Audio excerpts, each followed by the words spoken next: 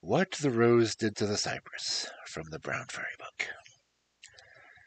Once upon a time there was a great king in the east named Saman Ipolash, and he had 3 brave and clever sons, Kamaps, Kamas, and Almas Rubash. One day, when the king was sitting in his hall of audience, his eldest son, Prince Tahamaps, came before him, and after greeting his father with due respect, he said, "Oh, great father, I am tired of this town. If you will give me leave, I will take my servants tomorrow, and will go to the country and hunt in the hill skirts. And when I have taken some game, I will come back at evening prayer time." The father consented, and sent him with some of his own trusted servants, and also hawks and falcons, hunting dogs, cheetahs, and leopards. Okay. At the place where the prince intended to hunt, he saw the most beautiful deer. He ordered that it should not be killed, but trapped or captured with a noose. The deer looked about for a place where it might escape from the ring of the beaters, and spied one unwatched close to the prince himself. It bounded high and leapt right over his head, and got out of the ring, and tore like an eastern wind into the wastes. The prince put spurs to his horse and pursued it, and was soon lost in the sight of his followers. Until the world-lightning sun stood above his head for the zenith, he did not take his eyes off the deer. Suddenly it disappeared behind some rising ground, and with all his search he could not find any further trace of it. He was now drenched in sweat, and he breathed with pain, and his horse's tongue wrung from its mouth with thirst. He dismounted and toiled on, with bridle and arm, praying and casting himself on the mercy of heaven. Then his horse fell and surrendered his life to God. On and on he went across the sandy waste, weeping in his burning breast, till at length a hill rose to sight. He mustered his strength and climbed to the top. There he found a giant tree, whose foot was held firm on wrinkled earth, and whose crest touched the very heaven. Its branches put forth a glory of leaves, and there was grass and a spring underneath it, and flowers of many colors. Gladdened by this, he dragged himself to the water's edge, and drank his fill, and returned thanks for his deliverance from thirst. He looked about him, and, to his amazement, saw a close royal seat. While he was pondering what could have brought him to the merciless deserts, a man drew near who was dressed like a falcon, and had bare head and feet, but walked with the free carriage of a person of rank. His face was kind and wise and thoughtful, and he came on and spoke to the prince. "Oh, good youth, how did you come here? Who are you, and why do you come from?" The prince told everything just as it had happened to him, and then respectfully added, "I have made known my circumstances to you, and now I venture to beg you of your own. Who are you? How did you come to make your dwelling in this wilderness?" To this the falcon replied, "O youth, it would be best for you to have nothing to do with me, and know nothing of my fortunes. My story is fit neither for telling nor hearing." The prince, however, pleaded so hard to be told, that at last there was nothing to be done but to let him hear.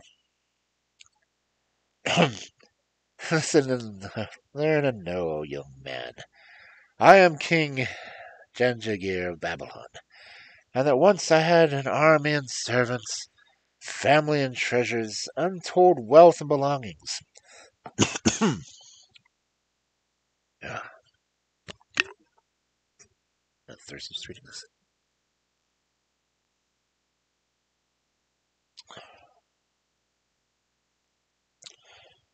The Most High God gave me 7 sons who grew up well versed in the princely arts. My eldest son heard from travelers in Turkestan of the Chinese frontier. There a king named Chemus, the son of Timus, had an only child, a daughter, named Mir Fruz, who, under all azure heaven, is unrivaled in beauty. Princes from all quarters to ask her hand, and on one and all she imposes a condition. She says to them, I know a riddle, and I will marry anyone who answers it, and will bestow on him all my possessions. But if a suitor do not answer my question, I cut off his head and hang it in the battlements of the citadel. The riddle she asks is, what did the rose do to the cypress?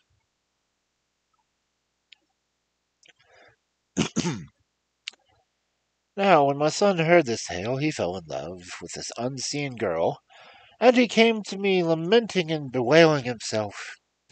Nothing that I could say had the slightest effect on him. I said, Oh, my son, there must be a fruit of this fancy of yours. I will lead forth a great army against Christmas, if he will give you his daughter freely. Well and good, and if not, I will ravage his kingdom and bring her away by force. This plan did not please him. It is not right to lay a kingdom waste and destroy a palace that I may attain to desire. I will go alone, I will answer the riddle, and win her in this way. At last, out of pity for him, I let him go. He reached the city of King Quimus.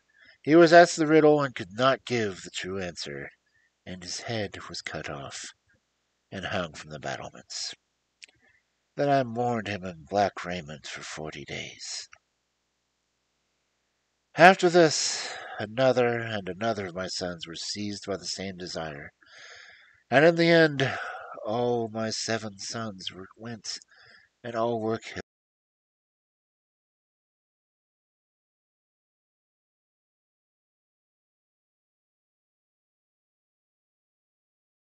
And wearing myself away in sorrow. Prince Talmath listened to this tale, and then an arrow of love for this unseen girl struck his heart also.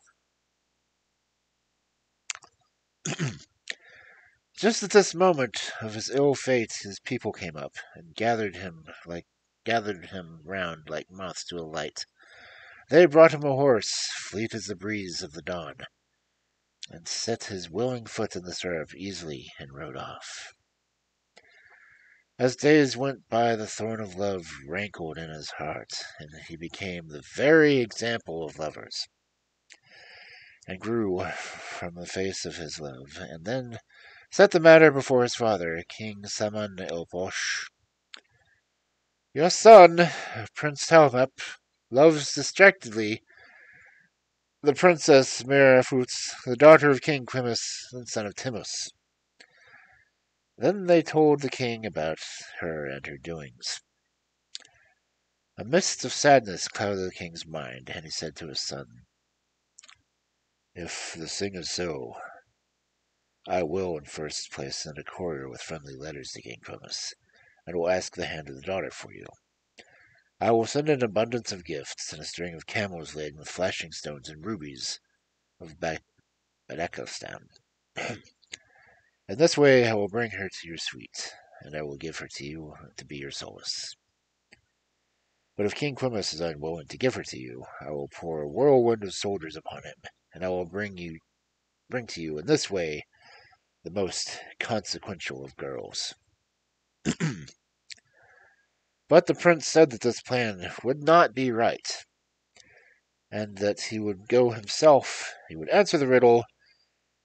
Then the king's wise men said, This is a very weighty matter. It would be best to allow the prince to set out accompanied by some persons in whom you have confidence. Maybe he will repent and come back. So King Salman ordered all preparations for a journey to be made. Then Prince Tamap set his leave and set out, accompanied by some of the courtiers and taking with him a string of 2 humped camels and laden with jewels and gold and costly stuffs. By stage after stage, and after many days' journeying, he arrived at the city of King Quimus. What did he see? A towering citadel whose foot kept firm in wrinkled earth, and whose battlements touched the blue heaven. He saw hanging from its battlements many heads of men. But it was not the least effect upon him that these heads were men of rank. He listened to no advice about laying aside his fancy, but rode up to the gate and on into the heart of the city.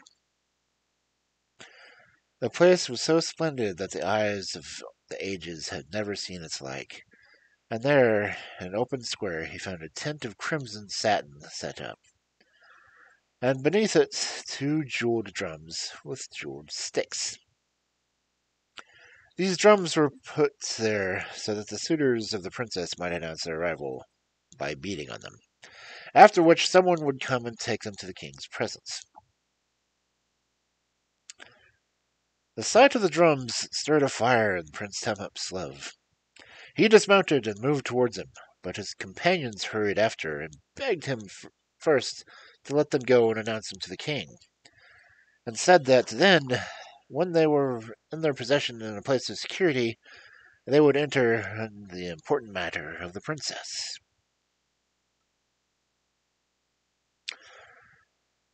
The prince, however, replied that there was only one thing, that his first duty was to beat the drum and announce himself as a suitor, when he would be taken, as such, to the king, who would then give him proper lodgment. So he struck upon the drums, and at once summoned an officer who took him to King Quimus.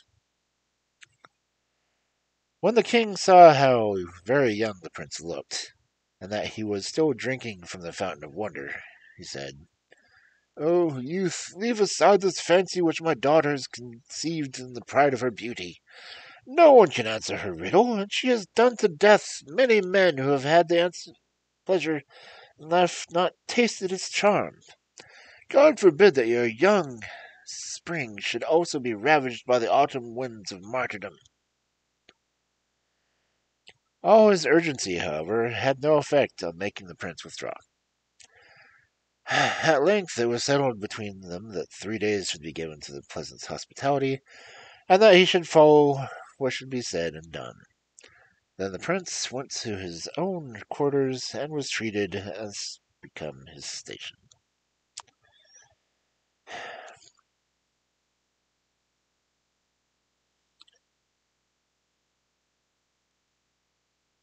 That's a fun message that popped up.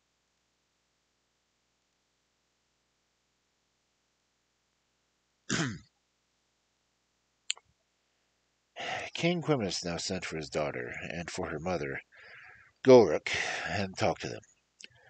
He said to Merifoots, "Listen to me, you cruel flirt. Why do you persist on this folly? Now there has come to ask of your hand a prince of the East, so handsome that our very own son grows modest in the splendor of his face. He is rich and has brought gold and jewels, all for you, and if you will marry him, a better husband you will not find." But the arguments of father and mother were wasted, for her only answer was, "Oh, my father, I have sworn to myself that I will not marry even if 1,000 years go by, unless someone answers my riddle, and that I will give myself to the man only who deserves it."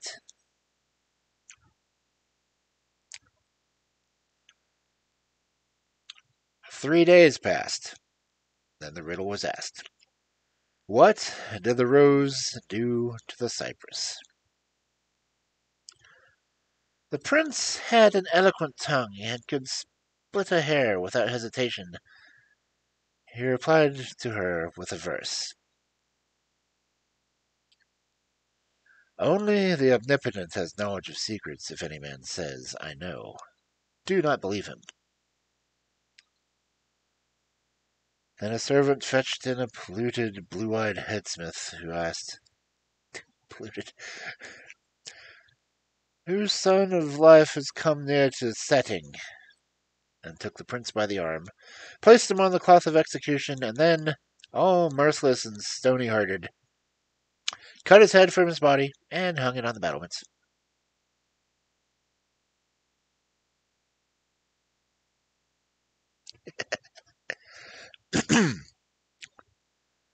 The news of the death of Prince Talmaps plunged his father into despair and stupefaction. He mourned for him in black raiment for 40 days, and then, a few days later, his second son, Prince Quamus, extracted from him the leave to go too. And he also was put to death. Only one son now remained. The brave, eloquent, happy-natured Prince Almas Robakish. One day when his father sat brooding over his lost children, Almas came before him and said, "O father of mine, the daughter of King Quamus has done my 2 brothers to death. I wish to avenge them upon her." These words brought his father to tears. "O light of your father," he cried, "I have one left but you, and now you wish to ask me to go to your death." "Dear father," pleaded the prince, "until I have lowered the pride of that beauty, and have set her here before you, I cannot settle down, or indeed sit down on my feet." In the end, he too got leave to go, but he went without a following, and alone.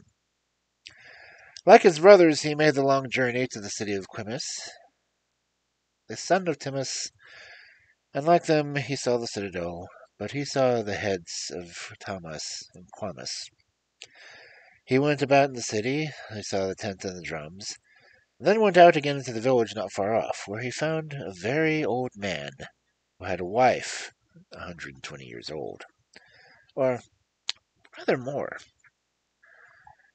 Their lives were coming to their end, but they had never beheld the face of their own child. They were glad when the prince came to their house, and they dwelt with him as with the son. He put all his belongings into their charge and fastened his horse to their outhouse. Then he asked them not to speak of him to anyone, and to keep his affairs secret. He exchanged his royal dress for another, and the next morning, just as the sun looked forth from the eastern oratory, he went again into the city. He turned over in his mind without ceasing how he was to find out the meaning of the riddle, and to give them the right answer. And who could help him, and how to avenge his brothers? He wandered about the city, but heard nothing of service, for there was no one in all the land who understood the riddle of the Princess Mirafrus. One day he thought that he would go to her own palace, and see if he learned anything there. So he went out to her garden house. It was a very splendid place, with a wonderful gateway, and walls like Alexander's ramparts. Many gatekeepers were on guard, and there was no chance of passing them. His heart was full of bitterness, but he said to himself, "Oh, woe is me! It is here that I shall get what I want." He went around the garden wall, hoping to find a gap, and he made a supplication in the court of supplications and prayed, "O holder of the hand of the helpless, show me my way." While he prayed, he bethought himself that he could get into the garden with a stream of inflowing water. He looked carefully around, fearing he might be seen, stripped, and slid into the stream, and was carried with the great walls. There he hid himself till his loin cloth was dry. The garden was very Eden, with water running along its lawns, with flowers and the lament of doves and a jug of nightingales. It was a place to steal the senses from the brain, and he wandered about and saw the house, and there seemed to be no one there. In the forecourt was a royal seat of polished jasper, and in the middle of the platform a basin of purest water that flashed like a mirror. He pleased himself with these sights for a while, and then he went back to the garden and hid himself from the gardeners and passed the night. Next morning he put on the appearance of a madman and wandered about till he came to the lawn where several pert-faced girls were amusing themselves. On the throne, jeweled and overspread with silken stuffs, sat a girl of a splendor whose beauty lighted up the place, and whose ambergris and attar perfumed the whole air. That must be a mirror of fruits, he thought. She is lovely indeed. Just then one of the attendants came to the water's edge to fill a cup, and though the prince was in hiding, his face was reflected in the water. When she saw this image, she was frightened and let her cup fall into the stream. Thought, is it an angel, a peri, or a man? Fear and trembling took hold of her, and she screamed as women scream. Then some of the other girls came to take her to the princess, who asked, "What is the matter, pretty one?" "Oh, princess, I went for water, and I saw an image, and I was afraid." So another girl went to the water, and saw the same thing, and came back with the same story. The princess wished to see for herself. She rose and paced to the spot with the march and the prancing peacock. When she saw the image, she said to her nurse, "Find out who is reflected in the water and where he lives." Her words reached the prince's ear. He lifted up his head, and she saw him and beheld beauty such as she had never seen before. She lost 100 hearts to him and sighed to her nurse to bring him to her presence. The prince let himself be persuaded to go with the nurse, but when the princess questioned him as to who he was and how he got into her garden, he behaved like a man out of his mind. Sometimes smiling, sometimes crying, sometimes saying, "I'm hungry," or words misplaced or random. Civil mixed with rude. "What a pity," said the princess. "He is mad." And she liked him. She said, "He is my madman. Let no one hurt him."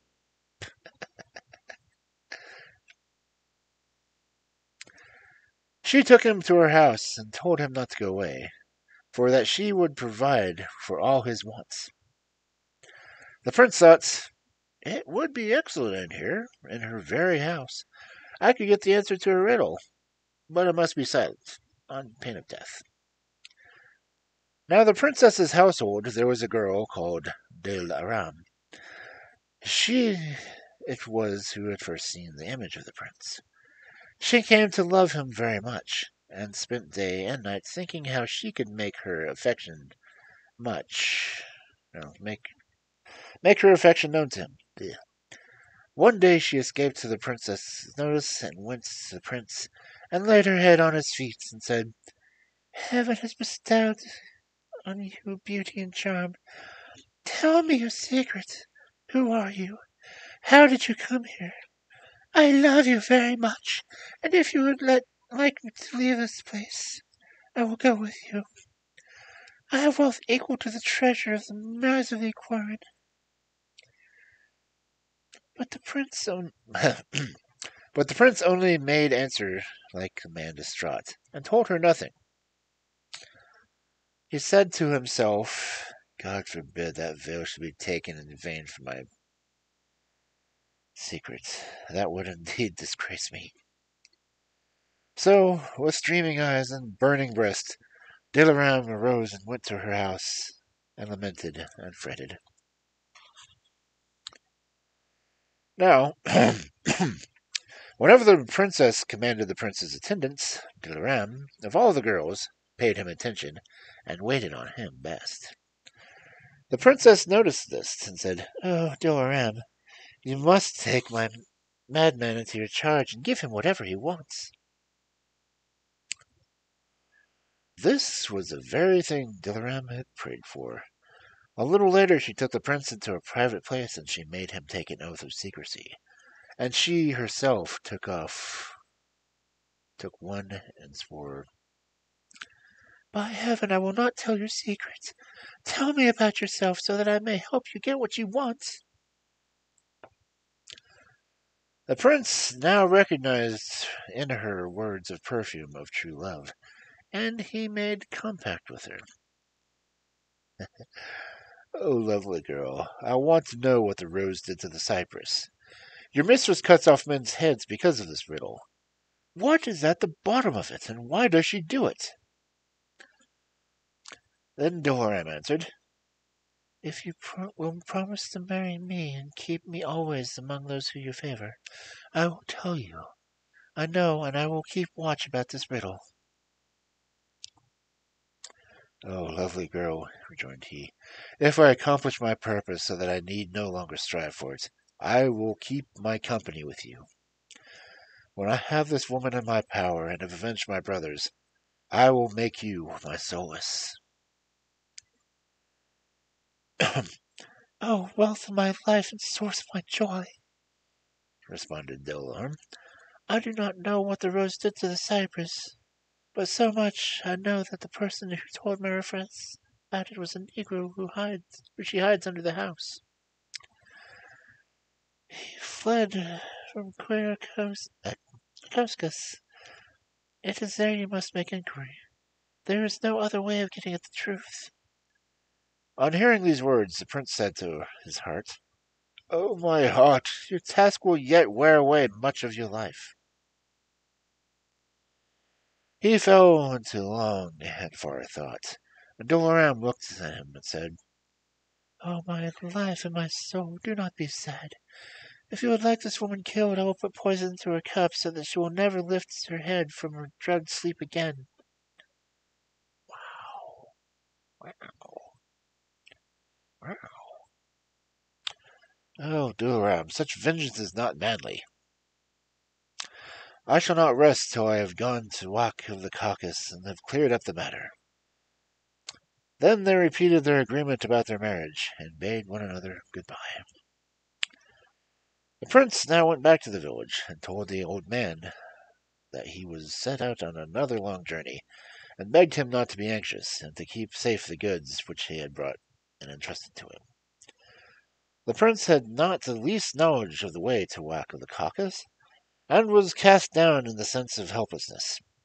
He was walking along by his horse's side, when there appeared before him an old man of serene countenance, dressed in green and carrying a staff, who resembled a Kazir.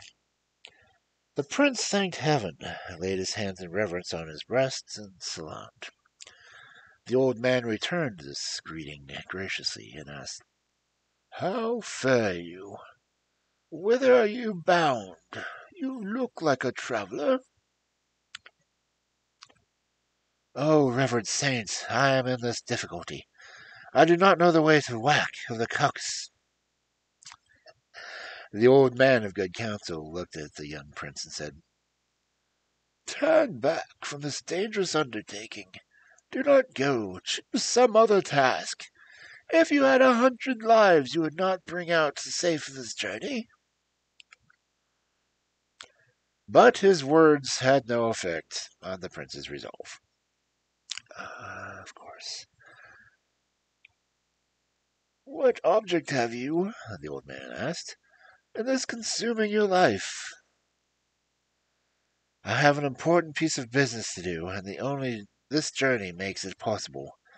I must go, I pray you. In all God's name, tell me the way."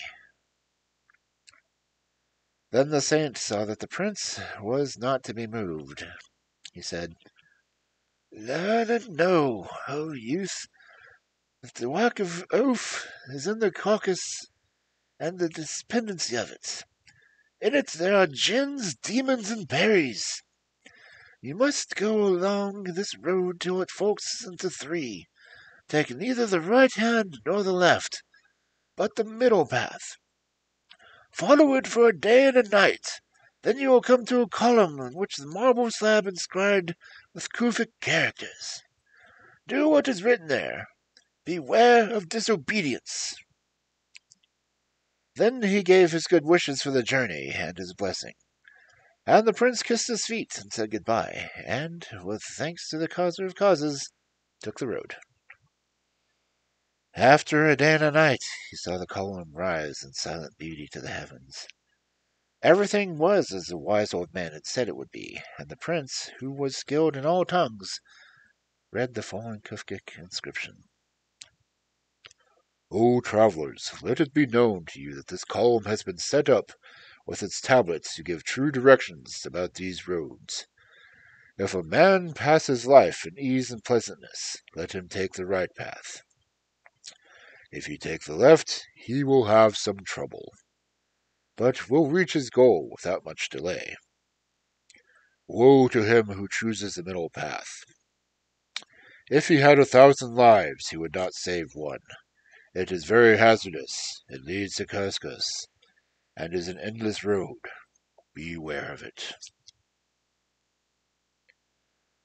The prince read this and bowed his head, and lifted his hands in supplication to him who has no needs, and prayed, O friend of the traveller, I, thy servant, come to thee in Prasuka. My purpose lies in the land of Oath, and my road is full of peril. Lead me by it. Then he took a handful of earth and cast it about his collar, and said, O earth, be thou my grave and thy vest, be thou my winding sheet. Then he took the middle road, and went along it, day after day, with many a silent prayer, till he saw trees rise in the weary waste of sand. They grew in a garden, and he went up to the gate, and found it a slab of beautifully worked marble, and that near it lay sleeping with its head on stone, a negro whose face was so black that it made the darkness around him. His upper lip, arched like a bow, curved upward to his nostrils, and his lower hung down like a camel's. 4 millstones formed his shield, and on a box tree close by hung his giant sword. His loincloth was fashioned of 12 skins of beasts, and was bound round his waist by a chain which each link was as big as an elephant's thigh. Big dude. The prince approached and tied up his horse near the negro's head. Then he let fall the Bismillah from his lips, entered the garden, and walked through till he came to the private part, delighting in great trees, and lovely verdure, and the flowery borders. In the inner garden there were very many deer. These signed to him with eye and foot to go back, for that this was enchanted ground. But he did not understand them, and thought their pretty gestures were welcome. After a while he reached the palace, which had a porch more splendid than Caesar's, and was built of gold and silver bricks. In its doors, each having in its midst was a high seat, overlaid with fine carpets, and into it opened 8 doors, each having opposite to it a marble basin. Banishing care, Prince Almus walked through the gates of the garden, when suddenly a window opened and a girl, who was lovely enough to make the moon writhe in jealousy, put out her head. She lost her heart to the good looks of the prince, and sent her nurse to fetch him, so that she might learn where he came from and how he got into her private garden where even lions and wolves did not venture. The nurse went and was struck with amazement at the sun-like radiance of his face, and salaamed, and said, O youth, welcome to the garden of my lady. She calls you. Come. He went with her to the palace, which was like a house in paradise. He saw seated on the royal carpets of throne a girl whose brilliance shamed the shining sun. He salaamed, she rose and took him by the hand and led him near her. Oh, young man, who are you? Where do you come from, and how did you get into this garden? He told her his story from beginning to end, and Lady Latifa replied, This is folly. It will make you a vagabond of the earth and lead you to destruction. Come, cease such talk. No one can go to the Caucasus. Stay with me and be thankful, for here is a throne which you can share with me, and in my society you can enjoy the wealth. I will do whatever you wish. I'll bring you here King Quimus and his daughter, and you can deal with them as you will. "Oh, Lady Latifa," he said, "I have made a compact with heaven not to sit down off my feet till I have been to Whack of Quaff, and have cleared this matter, and have taken Mephirophus from her father, as brave men take, and put her in a prison. When I have done all this, I will come back to you in state and with the following.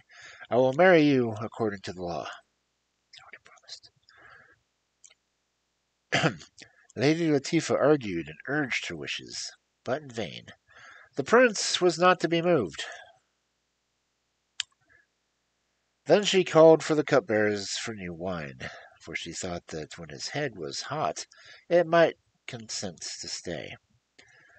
The pure, clear wine was brought. She filled a cup and gave it to him.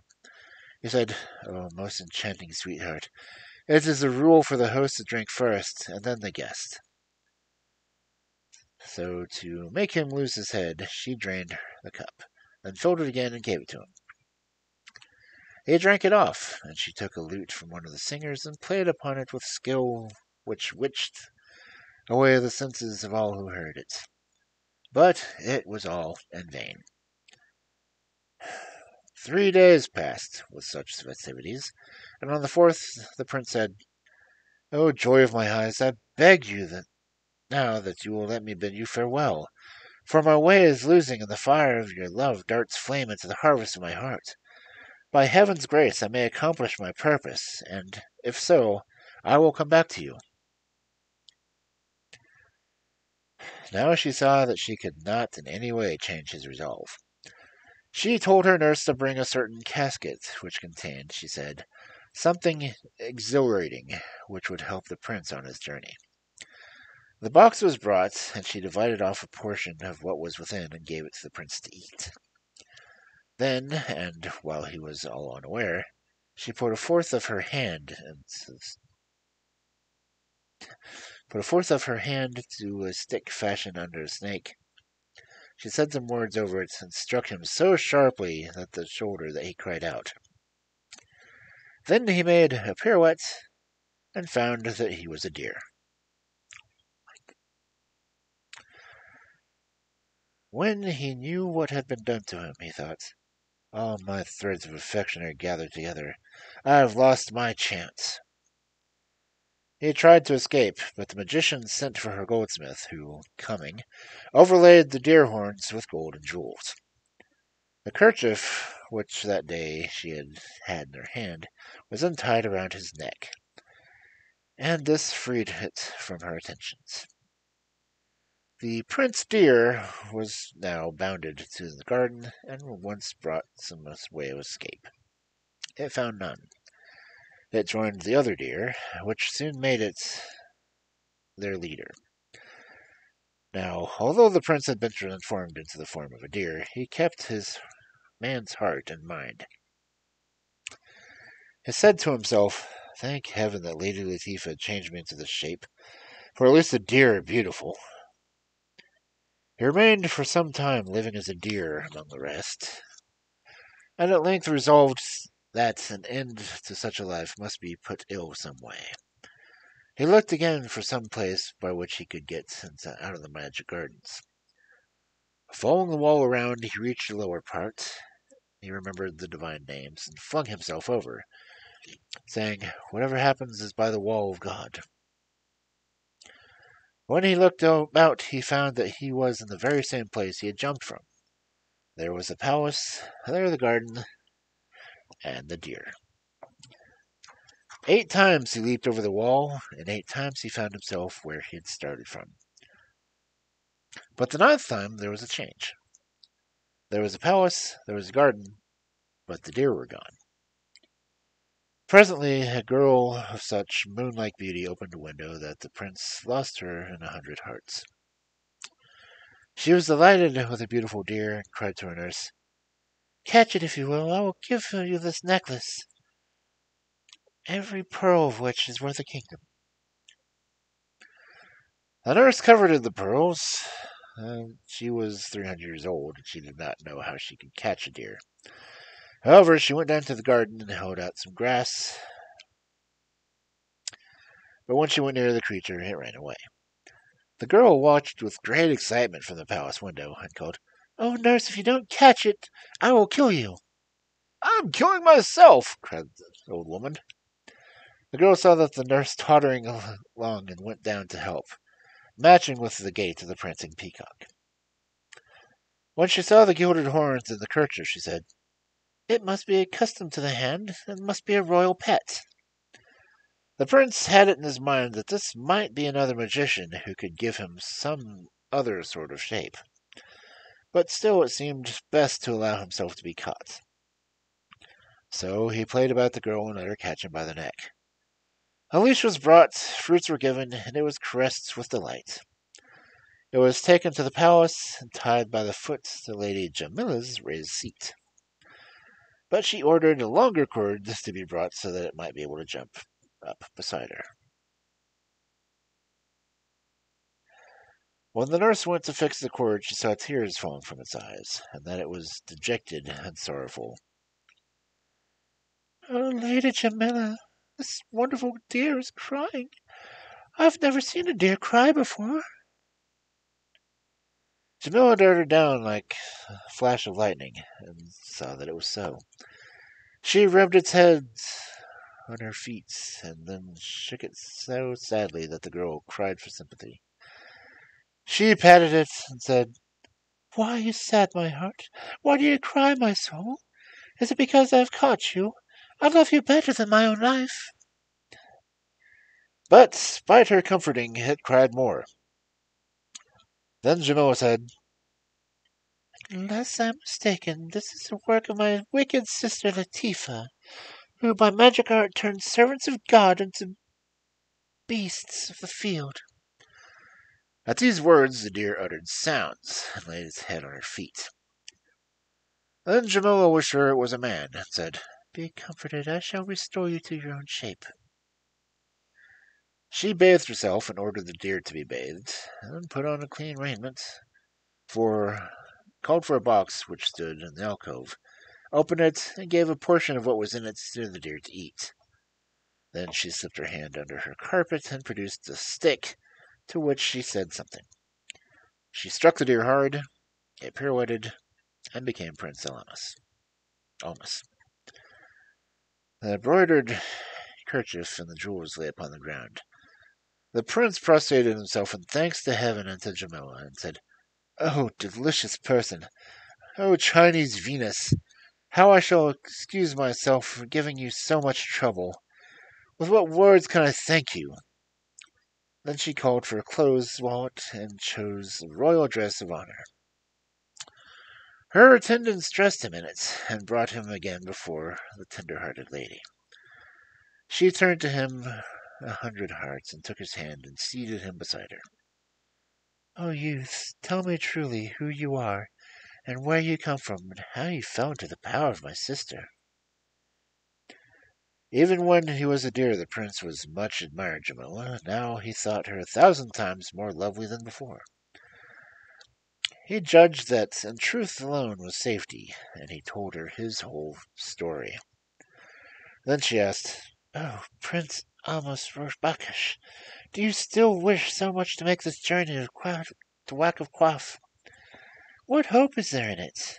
The road is dangerous even near here. This is not yet the border to the Caucasus. Come, give it up. It is a great risk, and to go is not wise. It would be a pity for a man like you to fall into the hands of the jinns and demons. Stay with me, and I will welcome you as you wish. Oh, most delicious person, he answered. You are very generous, and the choice of my life in truth is in your hands. But I beg one favor of you. If you love me, so do I too love you. If you really love me, do not forbid me to make this journey, but help me as far as you can. Then it may be that I shall fall to succeed, and if I return with my purpose fulfilled, I will marry you according to the law, and take you to my own country, where we will spend the rest of our lives together in pleasure and good companionship. Help me if you can. Give me your counsel. Oh, very stuff of my life, replied Jamila. I give you things that are not of king's treasures, and which will be the greatest use to you. First, there are my bow and arrows of reverence and uh, reverence to Prophet Saleth. Secondly is the scorpion of Solomon, under whom he beasts, which is a sword which is no king has. Steel and stone are one of it. If you bring it down on a rock, it will not be injured, and if you cleave whatever you strike. Thirdly, there is the dagger which the sage Timus made himself. This is most useful. The man who wears it will not bend under 7 camels' loads. What you have to do first is to get home in the Sigmar, and to make friends with him. If he favors you, he will take you to Whack of Quaff. If not, you will never get there. For 7 seas are on the way, and they are such seas that if all kings of the earth were, and all their viziers, and all the wise men considered for 1,000 years, they would not be able to cross it. Oh, most delicious person, where is Sigmar's home? How shall I get there? Oh, new fruit of life, you must do just what I tell you, and you must use your eyes and your brains. For if you don't, you will find yourself at the place of the Negroes, who are bloodthirsty set, and God forbid they should lay their hands on my precious person. Then she took the bow and quiver of arrows, the sword, and the dagger out of a box, and let the prince let fall to Bismillah, and girth them all on. Then Jamila, of the hoary face, produced 2 saddlebags of ruby-red silk, one filled with roasted fowl and little cakes, and the other full of stones of price. Next she gave him a horse as swift as the breeze of the morning, and she said, Accept all these from me. You will ride till the rising ground, at no great distance from here, where there's a spring. It is called the Place of Gifts, and you must stay there one night. There you will see many wild beasts, lions, tigers, leopards, apes, and so on. Before you get there, you must capture some game. On the long road between there dwells a Lion King, and if other beasts did not fear him, they would ravage the whole country and let no one pass. The lion is a red transgressor, so when he comes to rise and do reverence, take a cloth and rub the dust and earth from his face. Then set the game you have taken before him, well cleansed, and lay hands in respect on your breast. When he finishes to eat, take your knife and cut pieces of the meat and set them before him with a bow. In this way you will unfold that Lion King into a perfect friendship, and he will be most useful to you, and you will be safe from molestation by the Negroes. When you go on from the place of gifts, be sure that you do not take the right road. Take the left, for the other leads to the Negro castle, which is known as a place of clashing swords, and where there are 40 Negro captains over each 3,000 and 4,000 more. Their chief is Tarmac. Further on than this is the home of Sigmar. Having stored these things in the prince's memory, she said, You will see everything happen just as I have said. Then she escorted him a little way, and they parted, and she went home to mourn his absence. Prince Almus, relying on the causer of causes, rode on to the place of gifts and dismounted at the platform. Everything happened as Jamila had foretold. When one or two watches of the night had passed, he saw that the open ground before him was full of such stately and splendid animals as he had never seen before. By and by they made their way for a wonderfully big lion, which was 80 yards from nose to tail tip. It's a big kitty, and was a magnificent creature. The prince advanced and saluted him, and proudly drooped his head and forelocks and paced to the platform. 70 and 80 others were with it, and now encircled at a little distance. It laid its right paw over its left, and the prince took the handkerchief Jamila had given him for the purpose, and rubbed the dust and earth from its face. Then brought forward the game he had prepared, and crossing his hands respectfully on his breast, stood waiting before it. When it wished for food to be cut off in pieces of meat and put them into his mouth. The serving lions also came near the prince, who would have stayed his hand, but the Lion King signed to him to feed them too. This he did, laying the meat on the platform.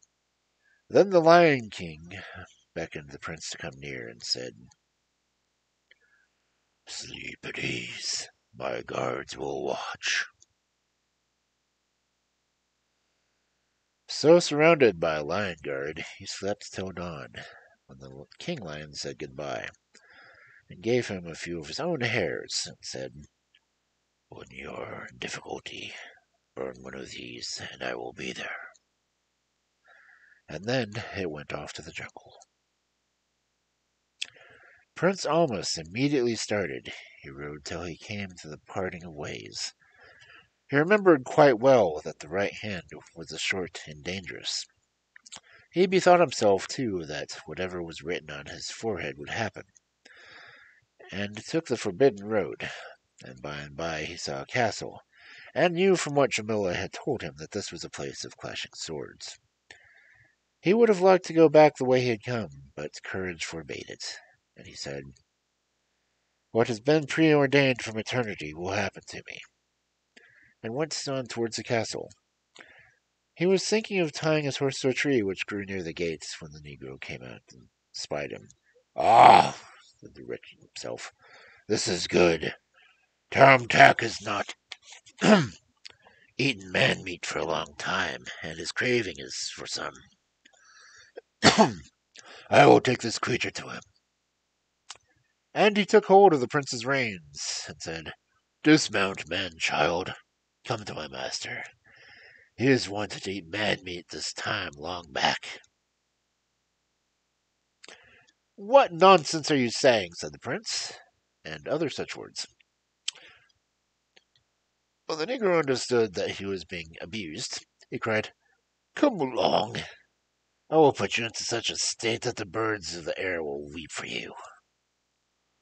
Then the prince drew the scorpion of Solomon and struck him on the leathern belt, and shore him through so that the sword came out to the other side. He stood upright for a little while, muttered some words, put his hand on the prince to see, and put out his hand to seize the prince. Then fell in two pieces and surrendered his life. There was water close at hand, and the prince made his absolution, and then said, "Oh, my heart, wonderful task lies upon you."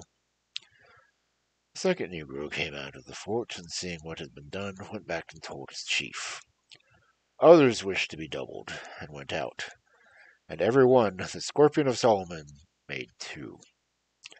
Then Charam Tak sent for a giant negro named Chulmak, who in the day of battle was worth 300, and said to him, "I shall thank you much to fetch me that man."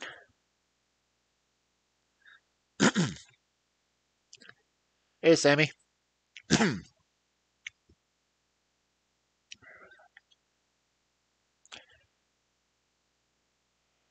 Chilmack went out, tall as a tower and bearing a shield of 8,000,000 stones, and as he walked he shouted, Oh, blunderhead!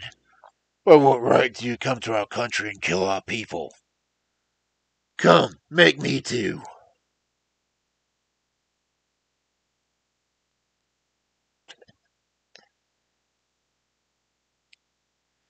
As the prince was despicable in his eyes, he tossed aside his club and rushed to grip the man with his hands.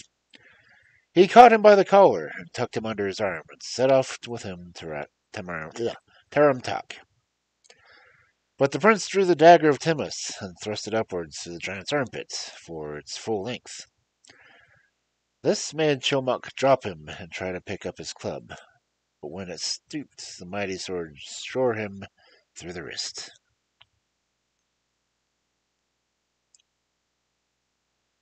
When news of his champion's death reached Haramatak, he put himself at the head of an army of his negroes and led them forth. It's definitely going.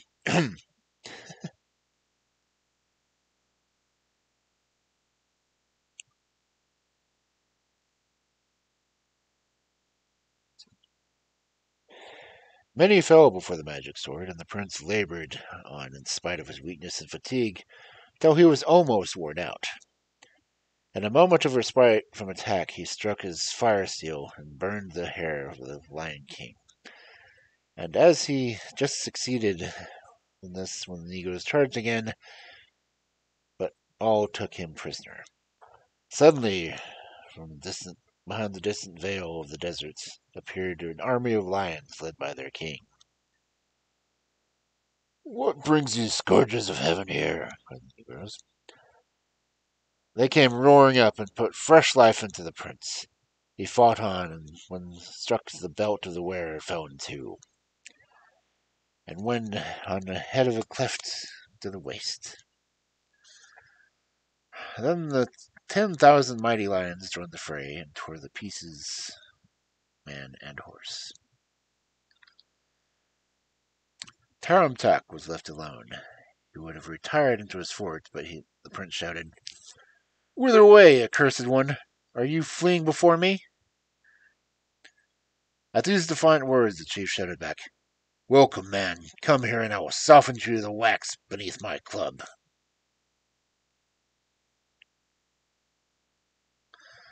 Then he hurled his club at the prince's head, but it fell harmless because the prince had quickly spurred his horse forward. The chief, believing that he had hit him, was looking down for him when all at once he came up behind and cleft him to the waist and sent him straight to hell. Good story, huh? The king lion greatly praised the dashing courage of Prince Almus. They went together to the castle of clashing swords and found it adorned and fitting a princely fashion. In it was the daughter of Taramtak, still a child. She sent a message to Prince Almus, saying, "O king of the world, choose a slave to be your handmaid. Keep her with you where you go. There she will go."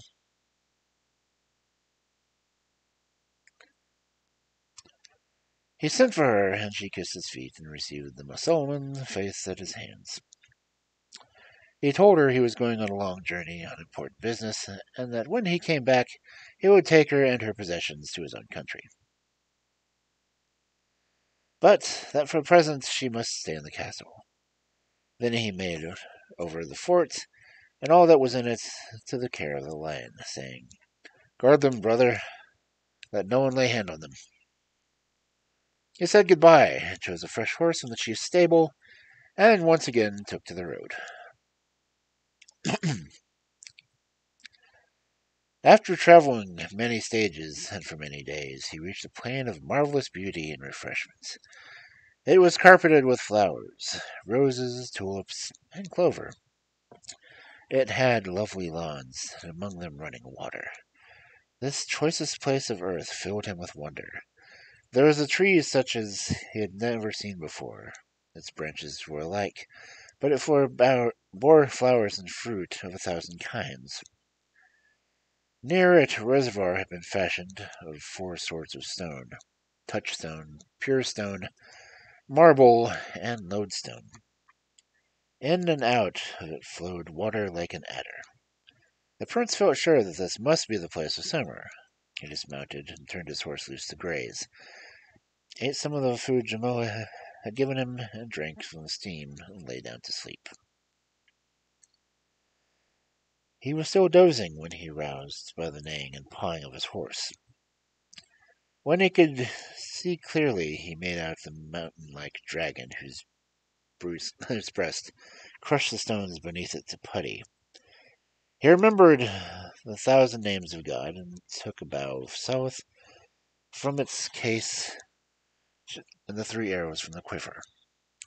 He bound the dagger of Timus firmly to his waist, and hung the scorpion of Solomon around his neck. Then he set an arrow on the string, and released it with such force that it went into the monster's eye, right up to the notch. The dragon writhed on itself, and belched forth evil vapor, and beat the ground with its head until the earth shook. Then the prince took a second arrow, and shot it in the throat. It drew in its breath, and it would have sucked the prince into its maw. But when it was within striking distance, he drew the sword, and, having committed himself to God, struck a mighty blow which cut the creature's neck down to the gullet. The foul vapor of the beast and the horror of its strangeness now overcame the prince, and he fainted. When he came to himself, he found that he was drenched in the gore of the monster's head. He rose and thanked God for his deliverance. The nest of the simmer was a wonderful tree above him, and in it were young birds. The parents were away searching for food. They always told the children, before they left them, not to put their heads out of the nest. But today, at the noise of the fight below, they looked down and saw the whole affair. By the time the dragon was killed, they were very hungry, and set up a clamor for food.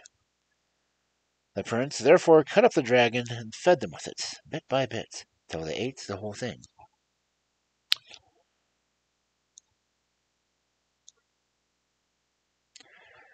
Then he washed himself and lay down to rest, and he was still asleep when the summer came home. As a rule, young birds raised a clamor to welcome their parents came home. But on this day they were so full of dragon meat that they had no choice. They had to go to sleep. As they flew near, the old birds saw the prince lying under the tree, and saw no sign of life in the nest. They thought that the misfortune which for so many earlier years had befallen them had happened again, and that their nestlings had disappeared. They had never been able to find out their murderer, and now suspected the prince. "He has eaten our children and slept after it. He must die," said the father bird, and flew back to the hills and clawed up a huge stone which he meant to let fall on the prince's head. But his mate said, "Let us look into the nest first, for kill an innocent person who condemn us on the day of resurrection." They flew nearer, and presently the young birds woke and cried, "Mother, what have you brought for us?" As young birds say.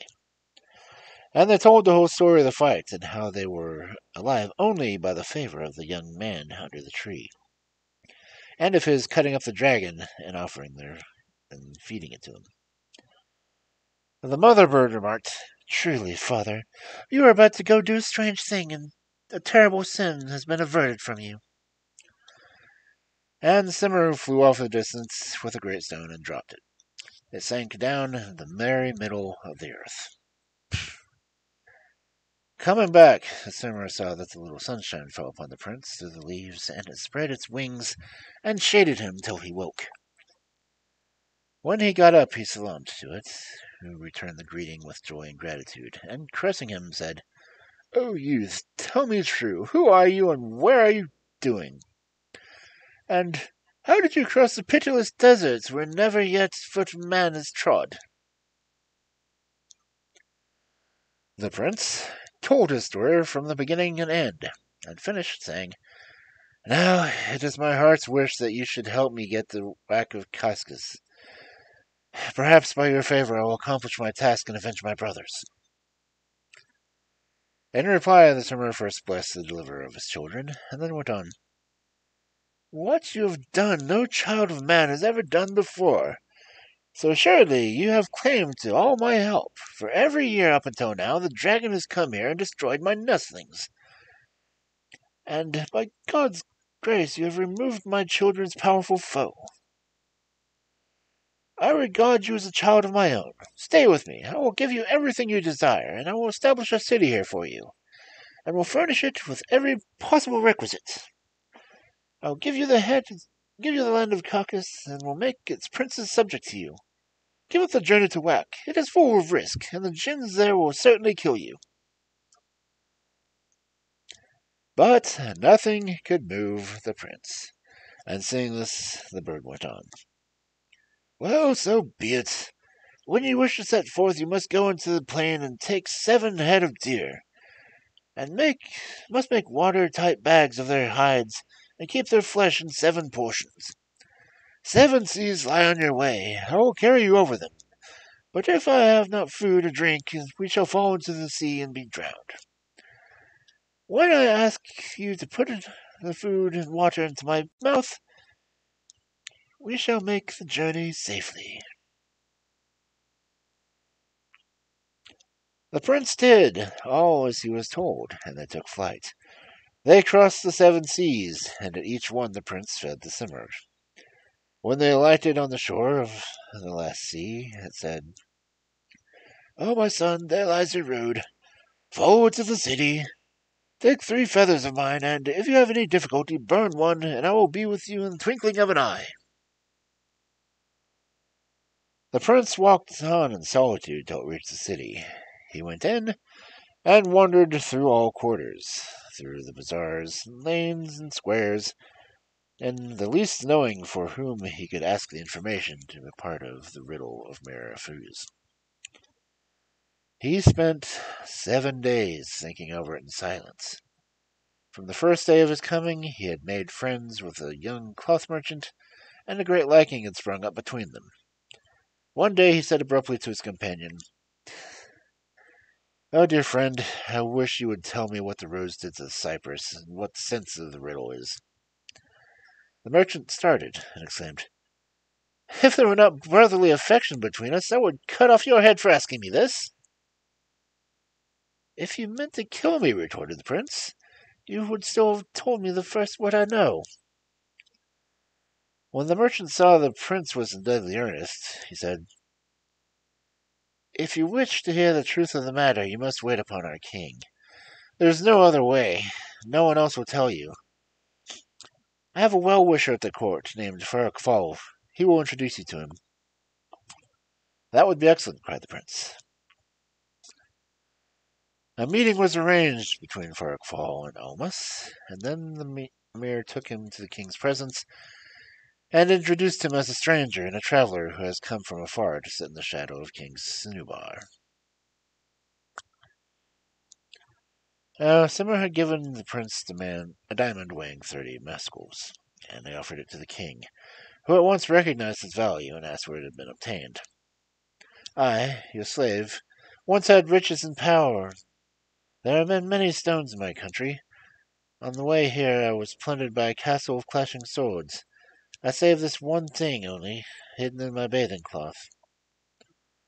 In return for the diamond, King Cinnabar showered gifts of greater value, for he remembered that it was the last possession of the prince. He showed the utmost kindness and hospitality, and gave his vizier orders to install the prince in the royal guest house. He took much pleasure in his visitor's society. They were together every day, and spent most of the time pleasantly. Several times the king said, "Ask me for something, and I may give it to you."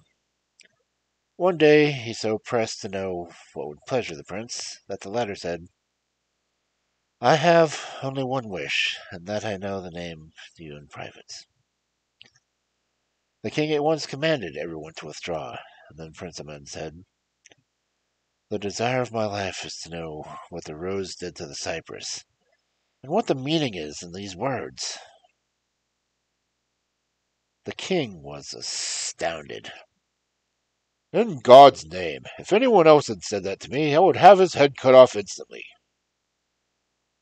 The prince heard this in silence, and presently so beguiled the king with pleasant talk that the king himself was responsible. Time flew by. The king again and again begged the prince to ask some gift of him, and always received the same reply.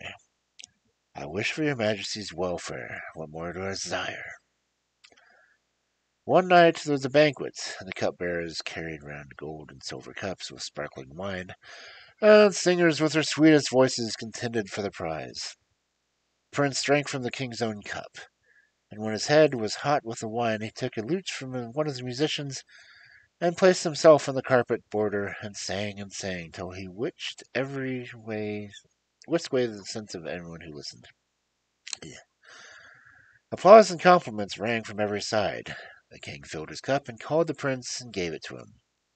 Name your wish, it's yours. The prince drained off the wine and answered, O king of the world, learn and know what I have only one aim in life, and that is to know what the rose did to the cypress. Never yet, replied the king, has any man come from the question alive. If this is your only wish, so be it, I will tell you. But I will do so on only one condition, namely, when you have heard, you will submit yourself to death. To this the prince agreed, and said, I set my foot firmly on this contract. The king then gave an order to the attendant. A costly carpet overlaid with European velvet was placed before him, and a dog was led in by a golden and jeweled chain, and set upon the splendid stuffs. A band of fair girls came in and stood around it, waiting. Then, with ill words, 12 negroes dragged in a lovely woman, fettered on hands and feet, and meanly dressed, and they set her down on the bare floor. She was extraordinarily beautiful, and shamed the glorious sun. The king ordered 100 stripes be laid on her tender body. She sighed a long sigh. Food was called for, and tablecloths were spread. Delicate meats were set before the dog, and water was given in a royal cup of Chinese crystal. When it had eaten its fill, its leavings were placed before the lovely woman, and she was made to eat them. She wept, and her tears were pearls. She smiled, and her lips shed roses. Pearls and flowers were gathered up and taken to the treasury. Now, said the king, you have seen these things and their purpose fulfilled. Truly, said the prince, I have seen things which I have not understood and what they mean. And what is the story to them? Tell me and kill me. Then the king said, the woman you see here in chains is my wife. She is called Go, the Rose. I am Cinnabar, the Cypress. One day I was hunting and became very thirsty. After great search, I discovered a well in a place so secret that neither bird nor beast nor man could find it without labor. I was alone. I took off my turban for a rope and my cap for a bucket. There was a good deal of water, and when I let down my rope, something caught it, and I could not in any way draw it back. I shouted into the well, O servant of God, whoever you are, why do you deal unfairly with me? I am dying of thirst. Let go in God's name. A cry came up in answer. O servant of God, we have been in the well for such a long time. In God's name, get us out. After trying 1,000 times, I drew up 2 blind women.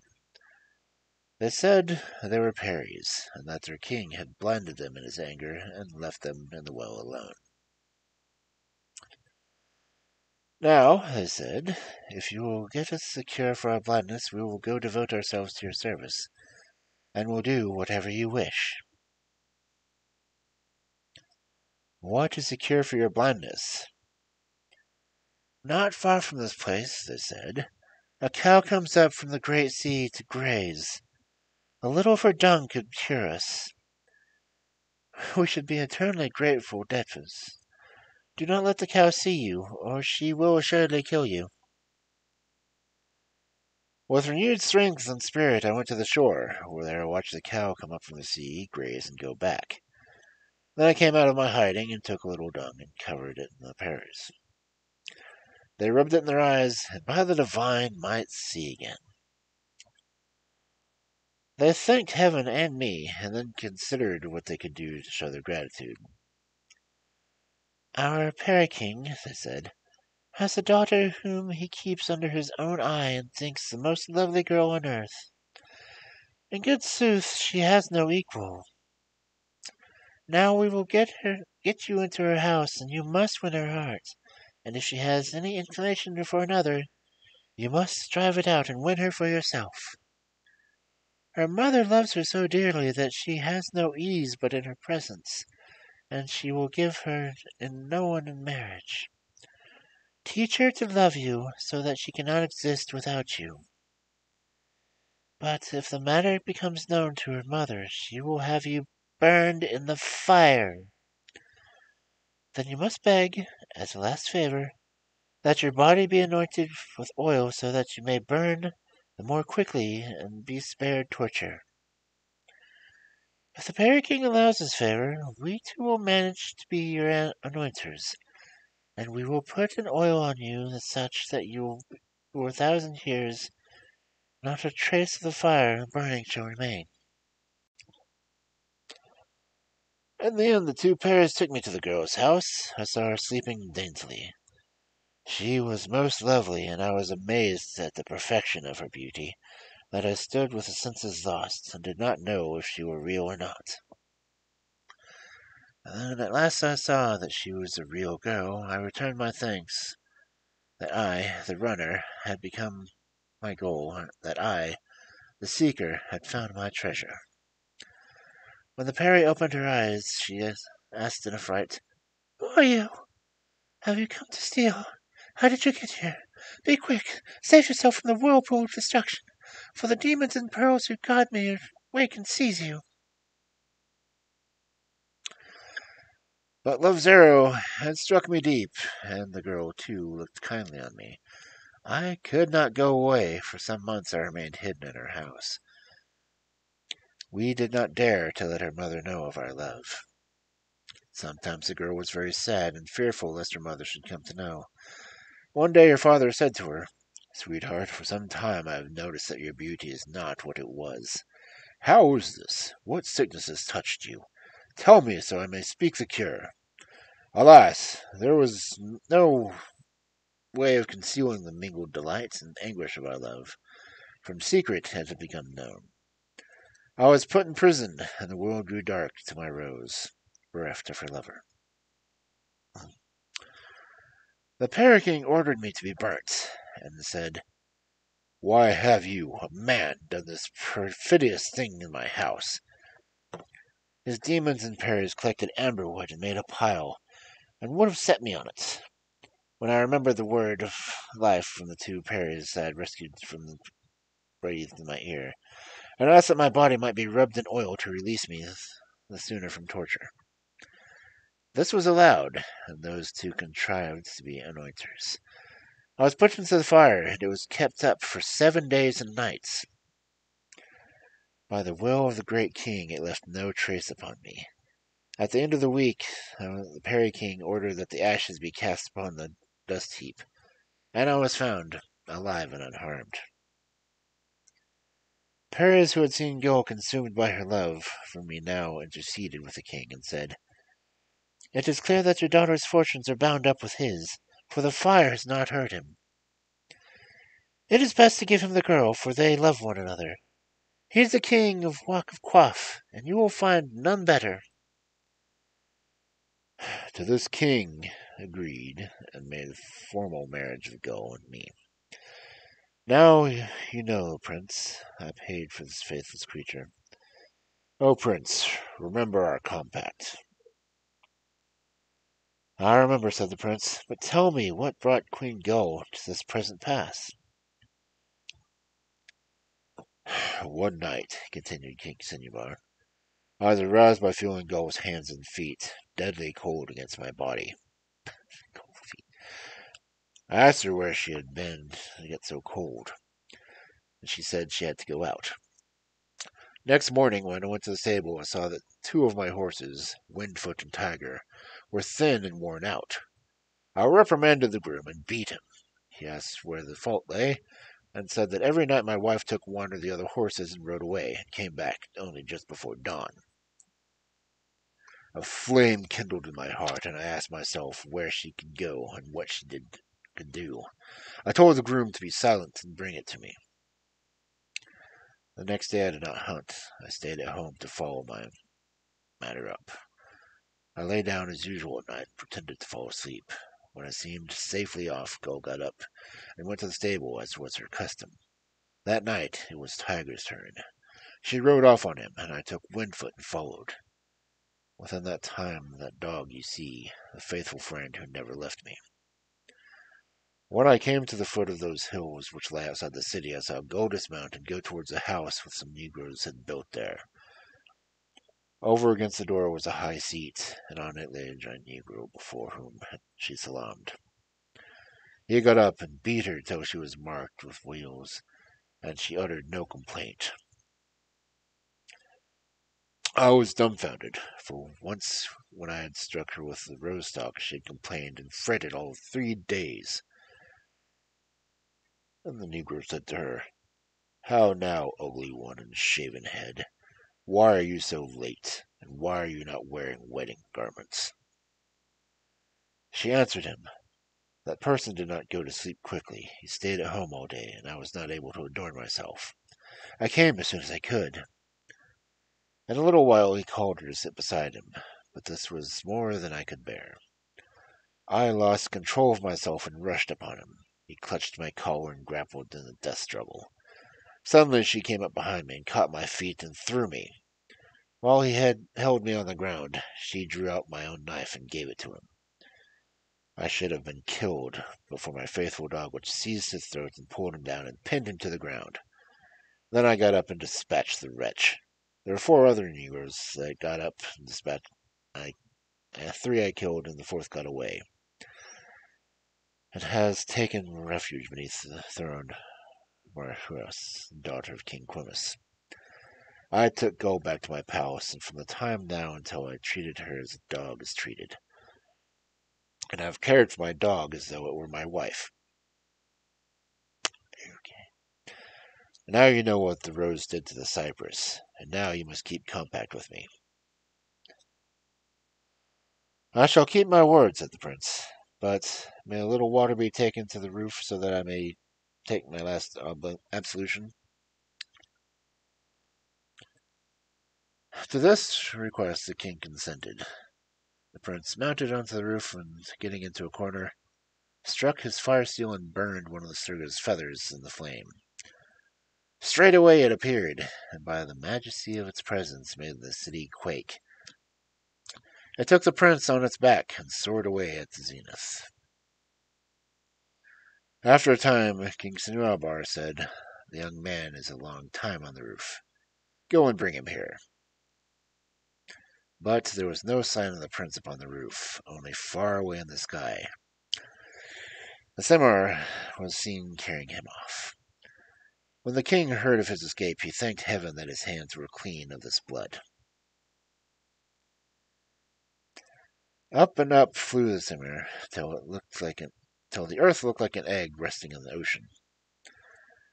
At length it dropped straight down into its own place, where a kind of prince was welcomed by the young birds and hospitality entertained. He told the whole story about the rose and cypress, and then, laden with gifts, which Simar had gathered from the cities far and near, he set his face for the castle of clashing swords. The king lion came out to greet him. He took the Negro chief's daughter, who was also named Gull, in lawful marriage,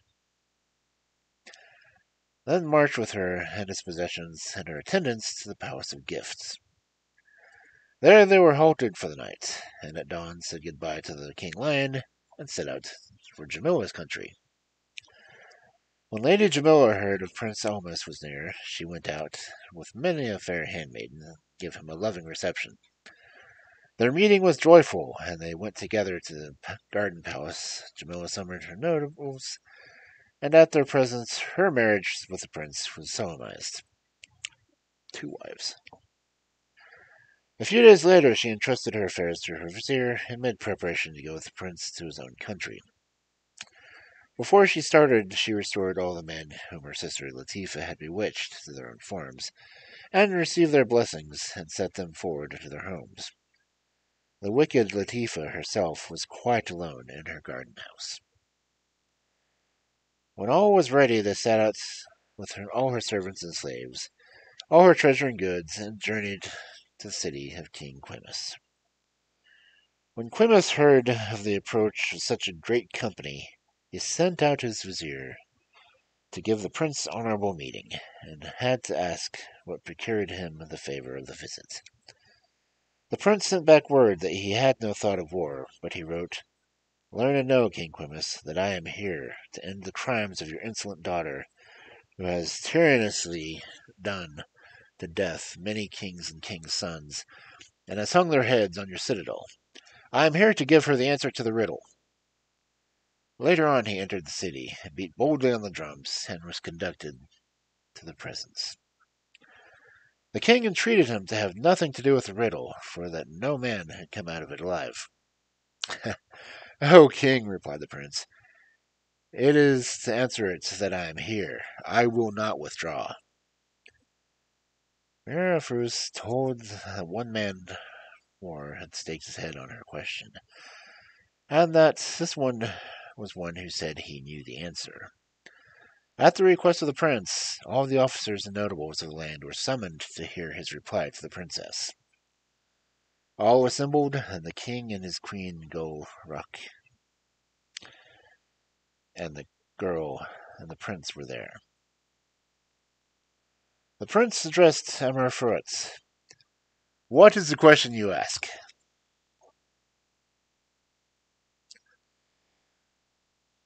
"What did the rose do to the cypress?" she rejoined. The prince smiled and turned and addressed the assembly.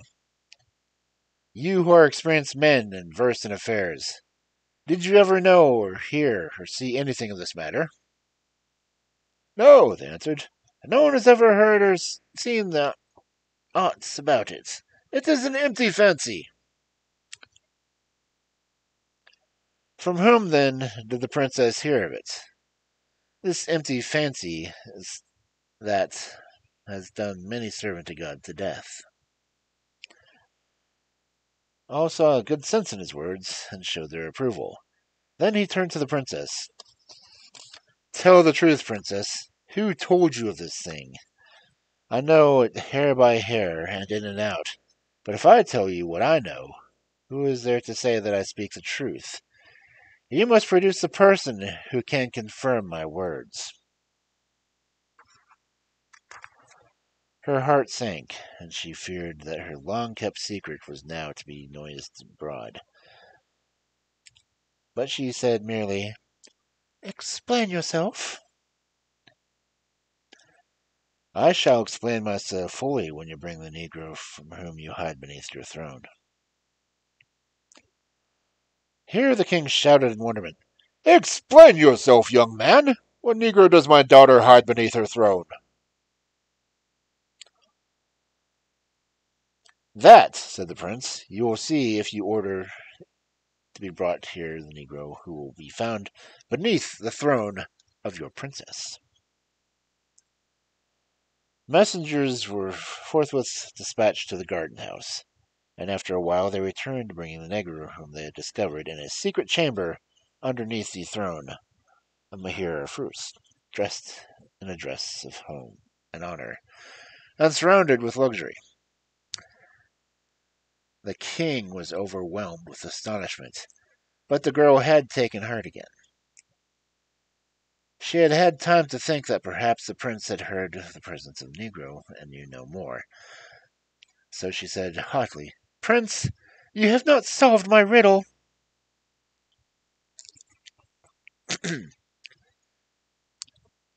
"Oh, amazingly impudent person!" cried he. "Do you not yet repent?" Then he turned to the people and told them the whole story of the rose and the cypress. of King Sonorabar and Queen Gull. When he came to the killing of the Negroes, he said to one who stood before them, "You too were present." That is so. What happened as you have told it. There was a great rejoicing in the court and all through the country over the solving of the riddle, and because now no more kings and princes would be killed.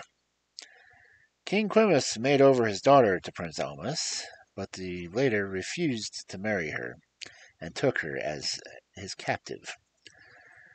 He then asked that the heads should be removed from the battlements and given decent burial.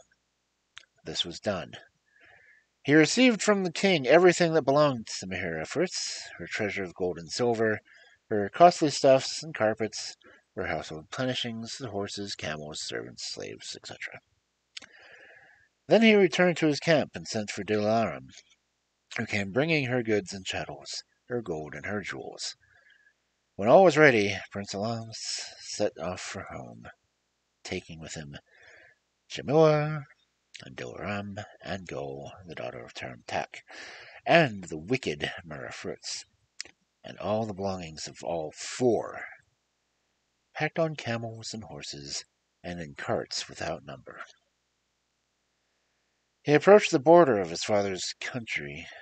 Word of his coming went before him, and all the city came forth to welcome him home. King Saman Lalpush, Jessamine, wearer of rubies, had also bewept the loss of his sons, that he was now blind. When the prince had kissed his feet and received his blessing, he took from a casket a little Psalm of Solomon, which Serma had given him, and which reveals all hidden things on earth, and rubbed it on his father's eyes. A light came, and the king saw his son. That means it was countdown. Merifert was brought before the king, and the prince said, "This is the murder of your sons. Do with her as you will." The king fancied that the prince might care for this girl's beauty, and replied, "You have humbled her. Do with her as you will." Upon this, the prince sent for 4 swift and strong horses, and had the negro bound to each one of them. Then each was driven to one of the 4 quarters, and he was torn to pieces like muslin. This frightened Mahir horribly, for she thought the same thing might be done to herself. "Oh, Prince Amas," said the hardest, was the hardest and most to get to valued. "Up till now I'd been subject to no man, and no man had my love. The many kings and kings' sons who have died at my hands died because it was their fate to die like this. It is in this matter I have not sinned. It was their fate to die from eternity, and from yours to beginning to be predestined in the fates to be bound up with yours." The prince gave ear to the arguments from preordainment, and as she was very lovely maiden, he took her too into lawful marriage. 4. She and Jamila set up house together, and Dilaram and Gul set up theirs. The prince passed his life with full and perfect happiness, and pleasant and sociable entertainment. Now has been told what the rose did to the cypress, and on, and on, and on.